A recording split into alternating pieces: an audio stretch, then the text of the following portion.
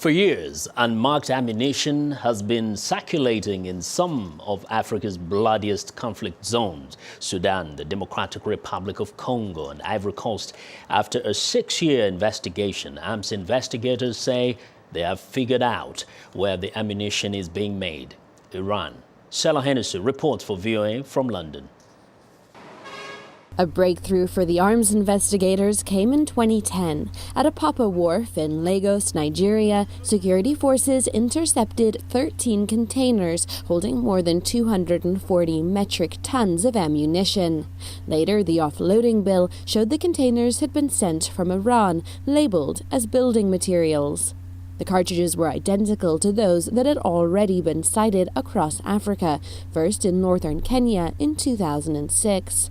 3 types of small caliber ammunition have been in circulation, but arms investigator James Bevan says unlike typical ammunition, these cartridges are unmarked. A manufacturer will put on the end of its cartridges its own manufacturer's code. So that identifies the manufacturer of origin and by extension the country in which it was produced. That's not the case for this ammunition. All it has is a caliber designation and a year of manufacture. Like the cartridges, the packaging tends to be identical, including an outer wooden box and green plastic battle bags containing the ammunition. Bevan says evidence suggests government forces have used the ammunition in Sudan and in Guinea, Côte d'Ivoire and Kenya. This ammunition is then used by those forces, and then at some point further down the line the ammunition is transferred, whether to insurgent groups in neighbouring countries or rebel forces. That's a general pattern. Rebel groups have used the ammunition, Bevan says, in major conflict zones, including the Democratic Republic of Congo, where millions have died in more than 2 decades of bloodshed.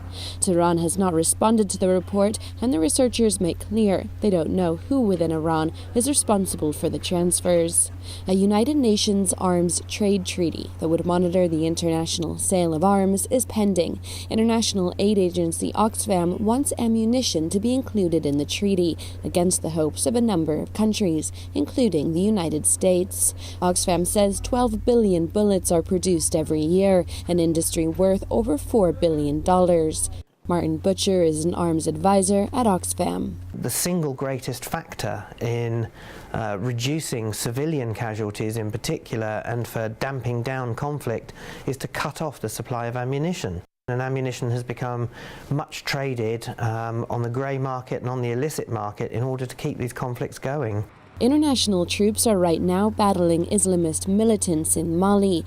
In neighbouring Niger, Islamists have been known to use Iranian ammunition. Researcher Bevan says in time his team will be heading to Mali to find out if the same ammunition has made its way to yet another African conflict zone. Selah Hennessey for VOA News, London. Now, we want to know what you think about In Focus and the stories we cover. Join the conversation on Facebook. We now have some 2,000 fans. All you need to do is look up VOA In Focus and click like. Let us hear from you.